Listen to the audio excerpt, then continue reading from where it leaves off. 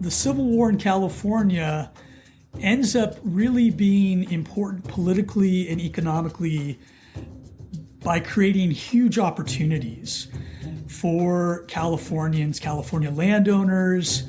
The Civil War story of supply into the Southwest, I think, tells us a lot about California's transformation from what it had been in the gold rush period to what it's going to be through the industrial decades of the late 19th century.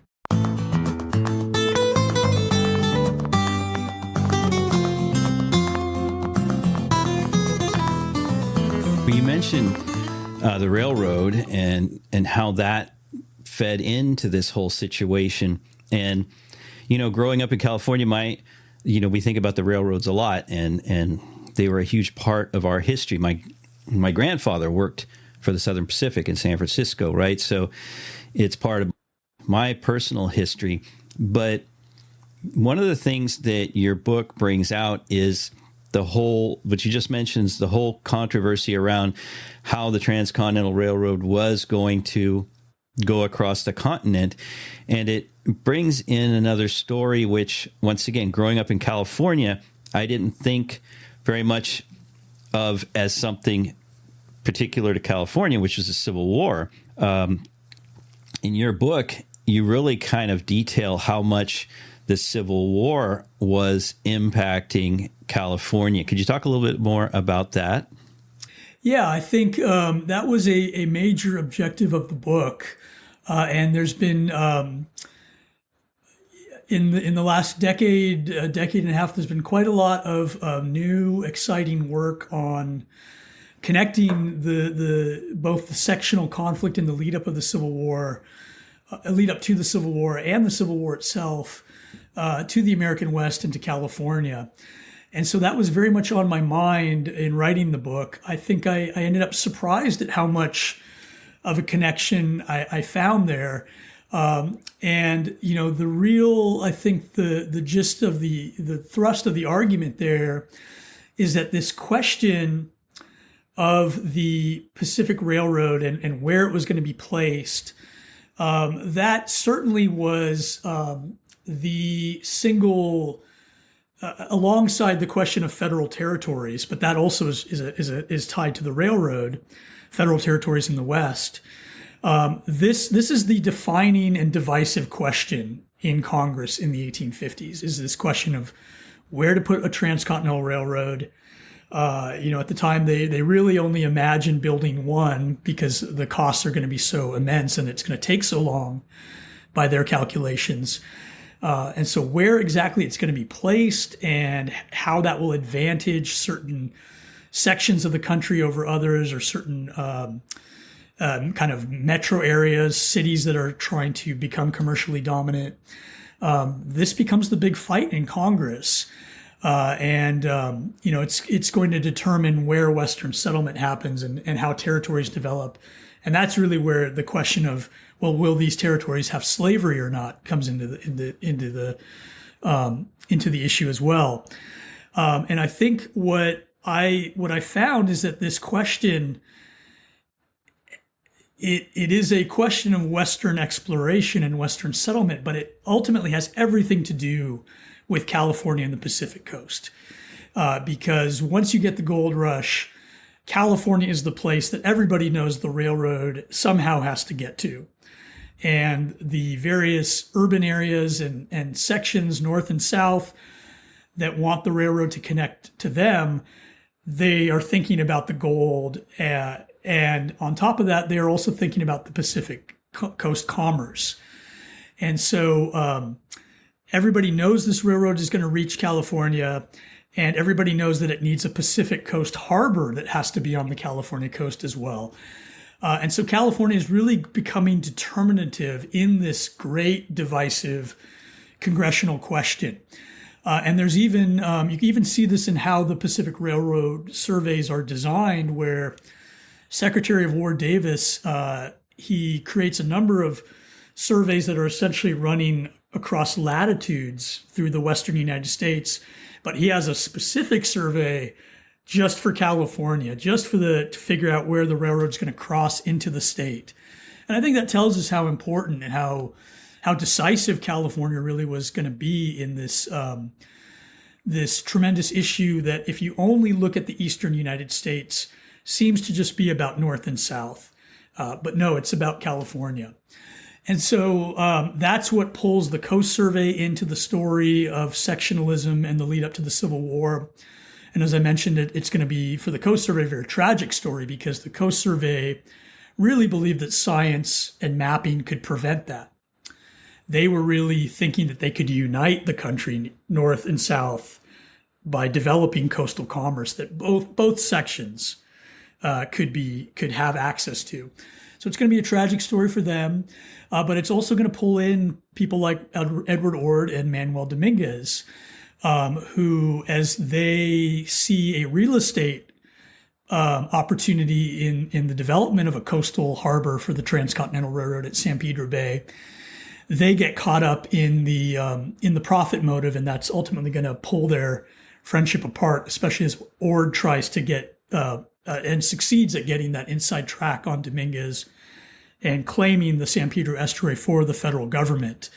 And he pulls it kind of right out from Dominguez's estate without Dominguez's approval. And so this sectional conflict has everything to do not just with California, but events around Los Angeles.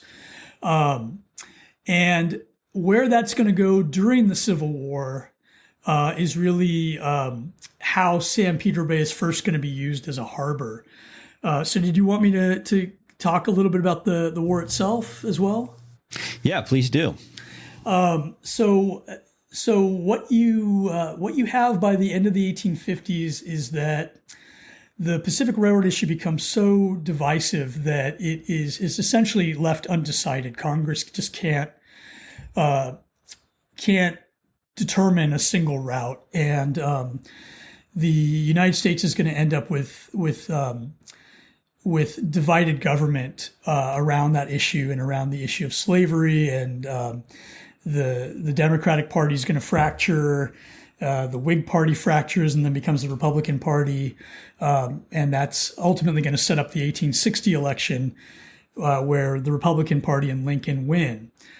And when the Civil War breaks out as a reaction to that presidential election, that very divided presidential election, and the southern states, being unwilling to accept the outcomes of that election, what essentially happens is that the war briefly takes the focus off the West and places like California, which I think explains a lot about why these Western places and California places dropped out of the Civil War mythology and story so quickly in the aftermath in the 19th century, when the story was starting to be crafted and written. But what I found looking at the history of San Pedro Bay is that the legacy of the 1850s, the Coast Survey mapping of the San Pedro Santa Barbara channel, and Edward Ord's work in surveying as part of that project, but on the side managing to pull this piece of property out from under Manuel Dominguez, the San Pedro estuary property that Ord he's interested in speculating in as a waterfront harbor property. That ultimately is going to set up what happens in California and Southern California, particularly during the Civil War, because Ord's work is going to, Ord and Dominguez's work, but particularly Ord's work, is going to become essential to the first speculative harbor operation within the San Pedro estuary, which becomes the town of Wilmington. And Phineas Banning becomes the entrepreneur that he's sort of the Svengali behind the Wilmington operation by the 1860s. Phineas Banning already, by being a shipping entrepreneur, he starts as a entrepreneur in the wagon and kind of the interior wagon freighting business, and then from there he's going to branch out into offloading ships at Wilmington. With that business already in place by 1861-62, Banning, he's already become a U.S. Army contractor. So that when the Civil War breaks out and Confederate armies from Texas invade New Mexico territory in the Rio Grande Valley, intending to get to the gold fields of California, but Colorado as well, the U.S. Army, although it initially had kind of taken its focus off California and Southern California, very quickly realizes that they need additional ways to defend and liberate New Mexico once the Confederates start to take more and more of the Rio Grande Valley. And so Banning, who was already on their radar as a contractor, he very quickly begins to secure U.S. Army contracts, both to build up the U.S. Army in the Los Angeles area, where there really had been no Army presence since the U.S.-Mexico War. But Southern California becomes very heavily garrisoned late 1861 into early 1862. So Banning becomes part of the supply chain for that. And then he's going to become part of the supply chain when those federal armies begin pushing into the desert, into the Sonoran deserts, trying to reach New Mexico in time to save it. And they get there too late. The Battle of Glorieta Pass has already happened. But nonetheless, Banning's supply chain, the supply chain running from the estuary at San Pedro Bay is going to be critical to that offensive. And then it's going to remain critical as that offensive eventually becomes about subjugating groups like the Navajo and the Apache. And what that tells us, I think, about the California story more generally is that the Civil War in California ends up really being important politically and economically by creating huge opportunities for Californians, California landowners, Anglos, but also Mexican property owners to begin engaging with the Union government by being loyal to the Union, supplying beef, supplying sheep, supplying horses, supplying wagons and freight like Banning, and even going so far as supplying things like a Central Pacific Railroad. So the big four, the Central Pacific Company, Leland Stanford, Collis Huntington, they are going to be also part of this economy of Union loyalty that becomes so decisive, and I think in shifting California's history, not just in keeping it loyal to the Union and building things like the Central Pacific Railroad, and then eventually the Southern Pacific Railroad, which kind of follows Banning's tracks into the desert, but is also decisive in terms of who are going to become sort of the rising economic and political forces in California into the 1870s and 1880s.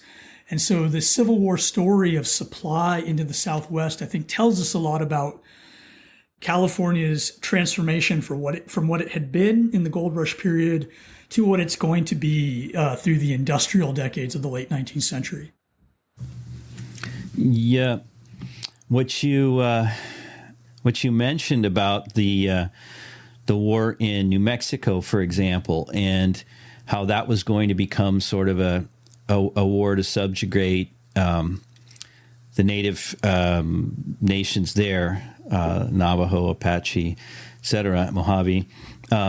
It's interesting that there are three groups in this story that are always sort of a wild card vis-a-vis the U.S. government and U.S. expansionists and their interests, which are the Californios, the Mexican Californians, which we've talked a lot about, but then also the native peoples, play this role of being sort of a like I said, a wild card. They're never quite sure how to deal with them.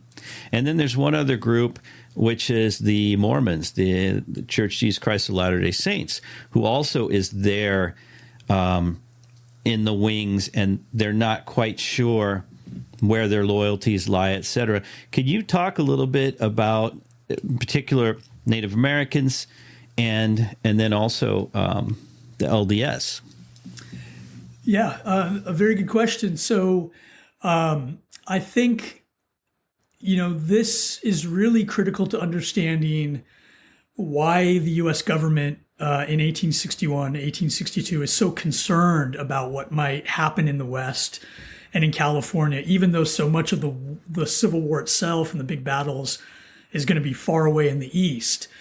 There really are so many moving pieces and, as you said, wild cards in terms of what might happen out in California and the West with these groups that they have tense relationships with the United States, or at least unsettled relationships with the United States government, with the United States conquest, going back to the 1840s with the United States Army.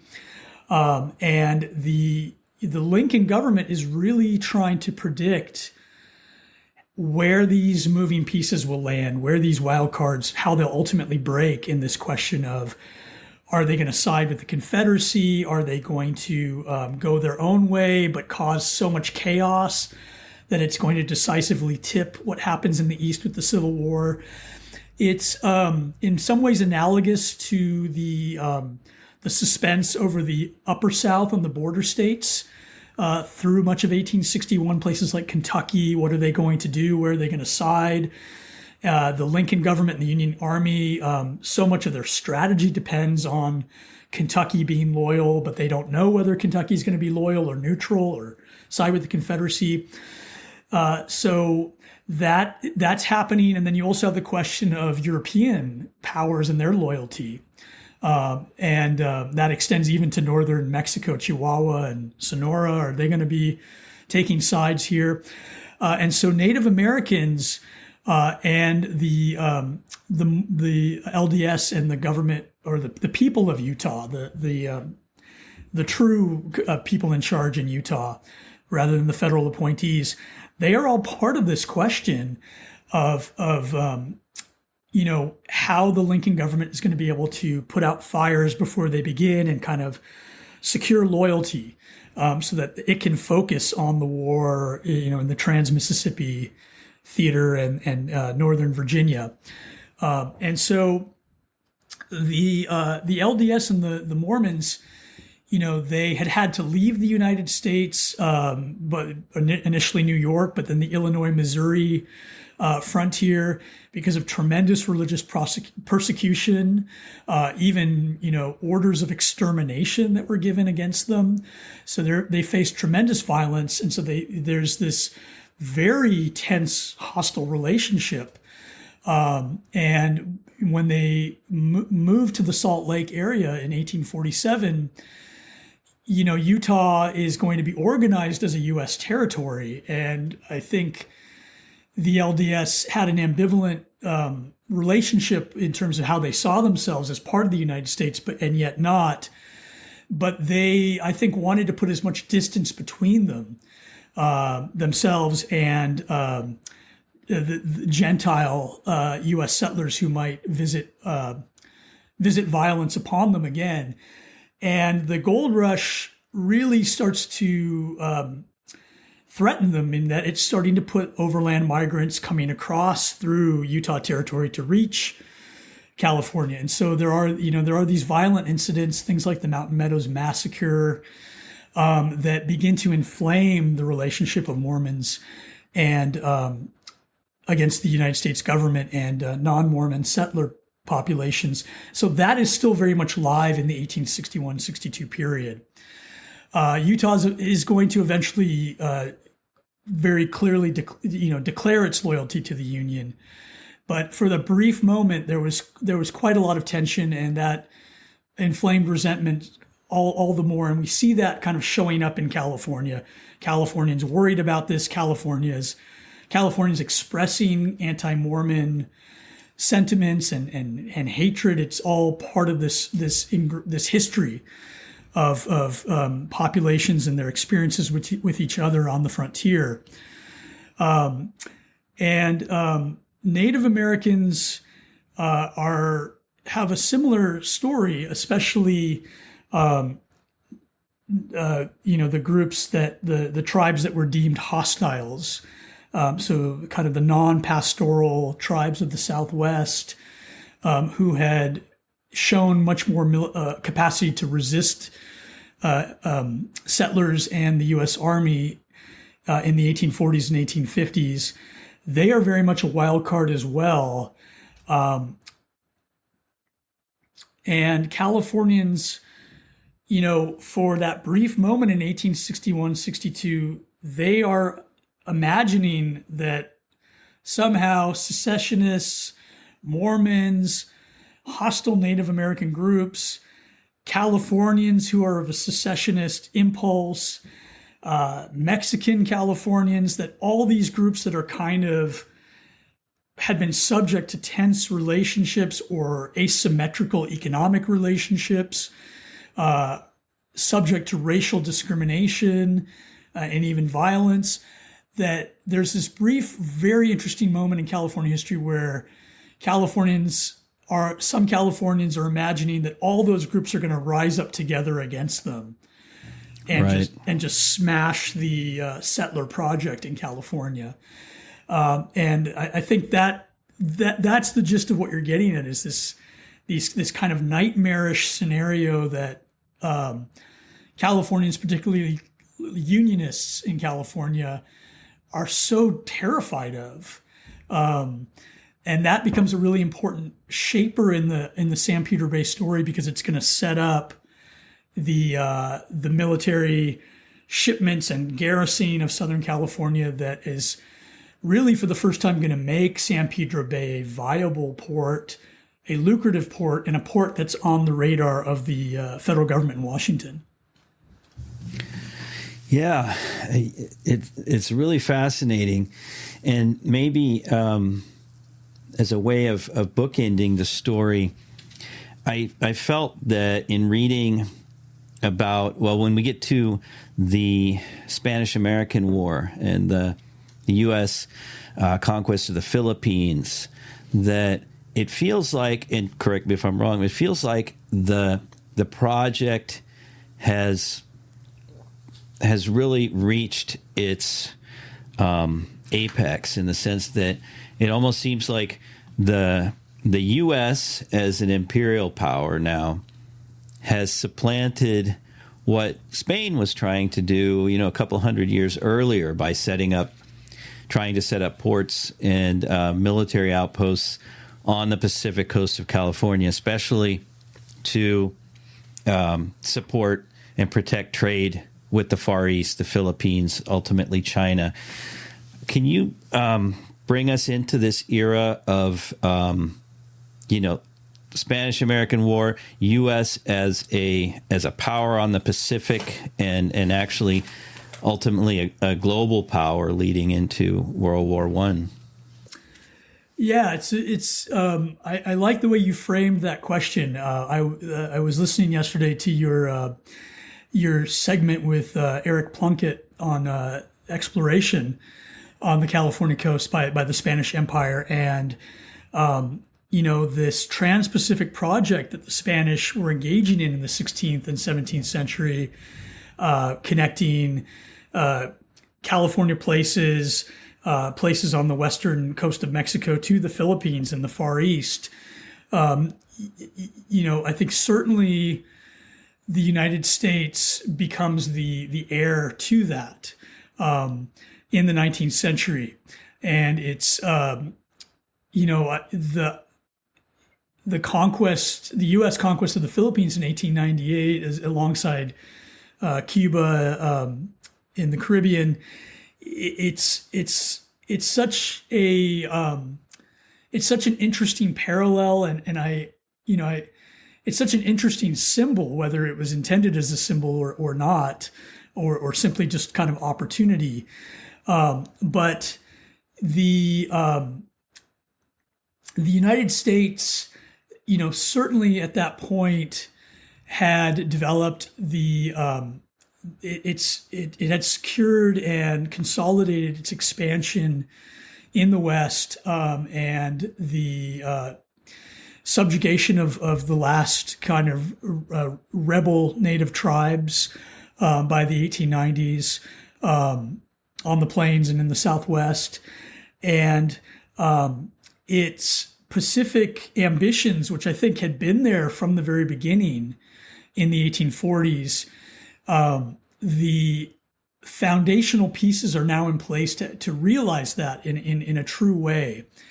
And so I have a line that in the book that that Americans had always imagined Pacific Empire. That had always been part of their expansion into the West, into places like California.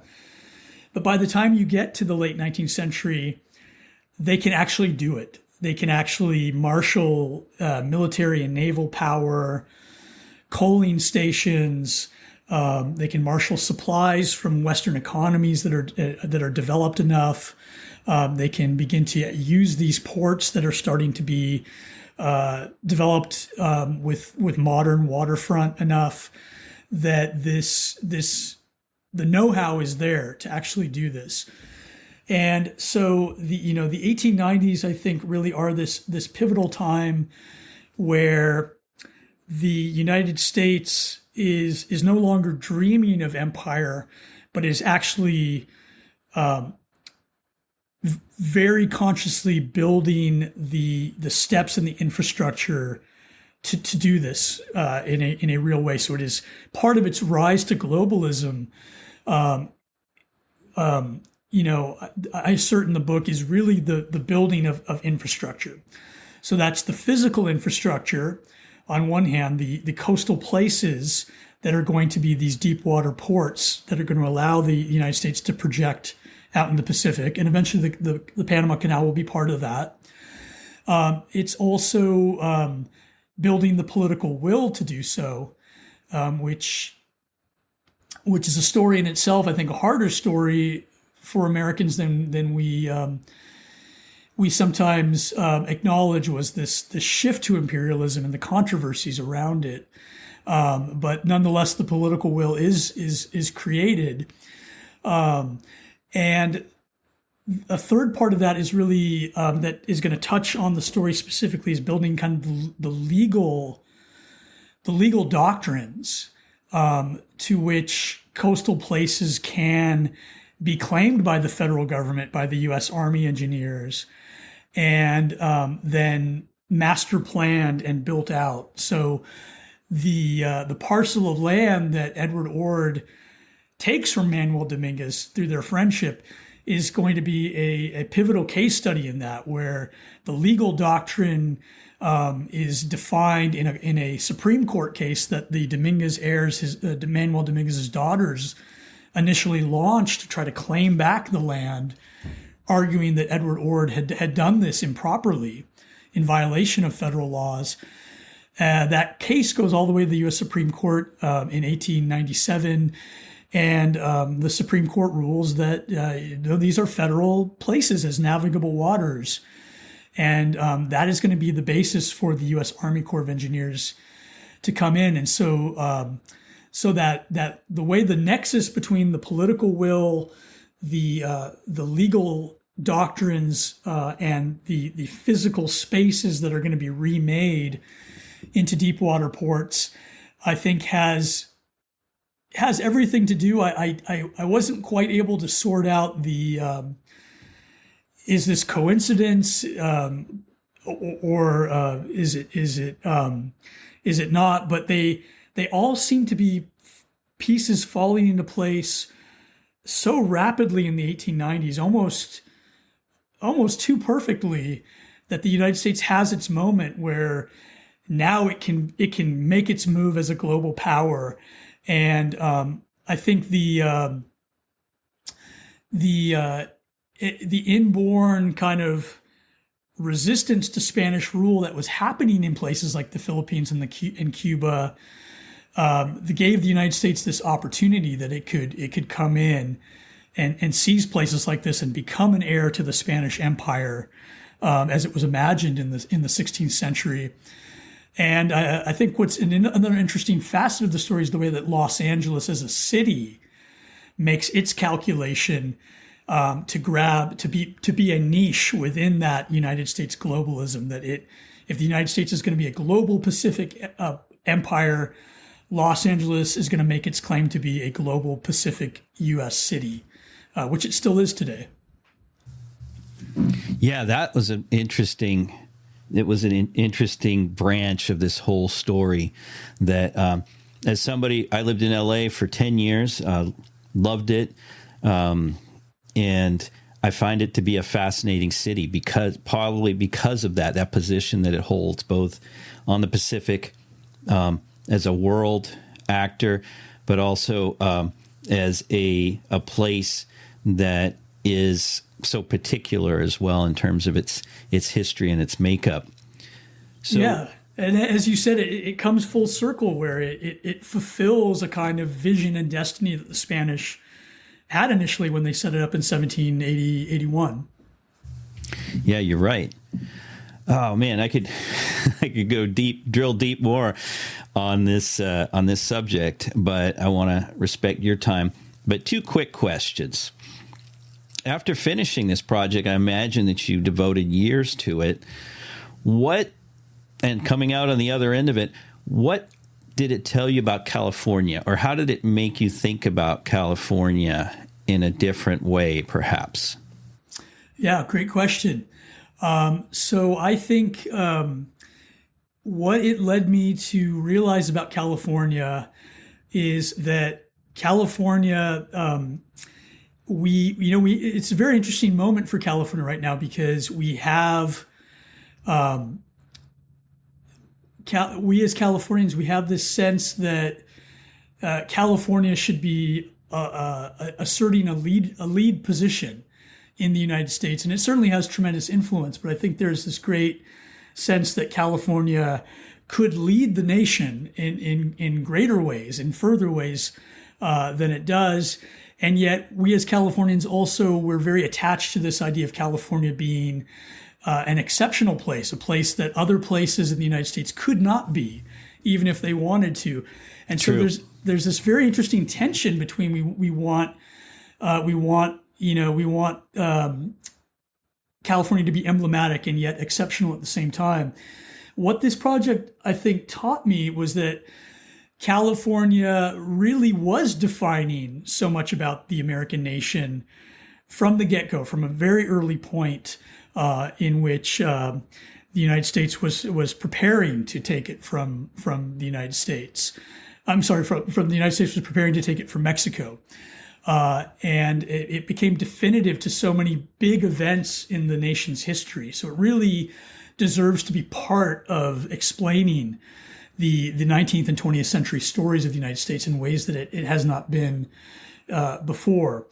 And I think on top of that, California in many ways embodies some of the paradoxes that the United States is involved in and feeling right now in terms of its place in the world and its place in the Pacific world, where California embodies so much of the promise and the potential rewards of a world connected, a world integrated and connected through commerce.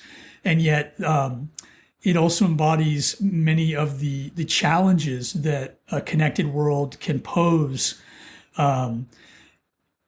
through its integration, but possibly through its fragmentation as well. So I think California is on the it's on the cusp of those two insights. I agree. That's a great way to put it. I wish, I really hear what you're saying, and I think you articulated it really well. I'm sure working on this, you got a whole lot of ideas for other projects. What's next for you in terms of projects? Yeah. So as you know, teaching keeps us quite busy, and I am trying to see past that into further research projects. And I think that writing this book had so many surprises for me, so many things that that were twists in kind of the story of California history that I had come to know, or the story of United States history. There were so many surprises and twists, and those surprises really came down to the characters. And so there are several of the major characters in the book that I wanted to have more time with and get to know more than the book gave me the opportunity to, or that parts of their stories got cut out and left on the cutting room floor. And so I, very interestingly, I've become, a big believer in biography as a way to access those kind of surprises in American history and in California history. And so I could see several biographies or biographical studies coming out of the book that flesh out some of the major characters, whether it's Dominguez or Ord or Davidson or Bache, or several others of the characters. And I think that's where I would want to go. I want to spend more time with some of these individuals. Well, I hope you do, because I will definitely read them. And I'm sure a lot of the people who listen to this podcast and get my emails would love to as well.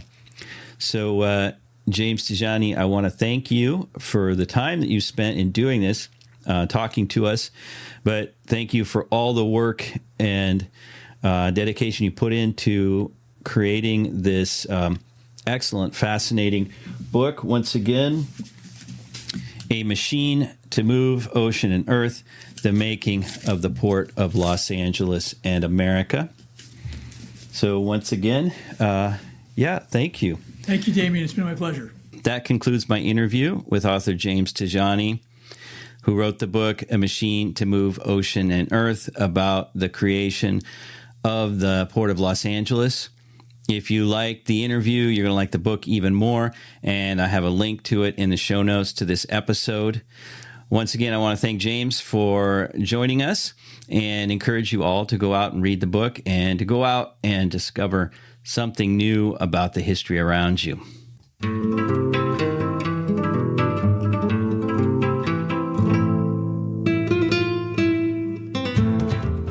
I hope you enjoyed this episode of the California Frontier Show. If you'd like to support the show, the best thing to do is to let other people know about it. If you'd like to support it monetarily, there are a couple ways of doing that. One is by scrolling down in your podcast app to where it says support the show. There you can become a subscriber for as little as $3 a month. And if you want to give a one-time donation, just below you'll see where it says give a one-time donation. Finally, the show is supported by California History Teachers, which is a full year of lessons for 4th grade California history and social studies. You can find out more at www.californiahistoryteachers.com. And if you input the coupon code PODCAST, you'll receive 25% off your monthly or annual subscription. So check it out.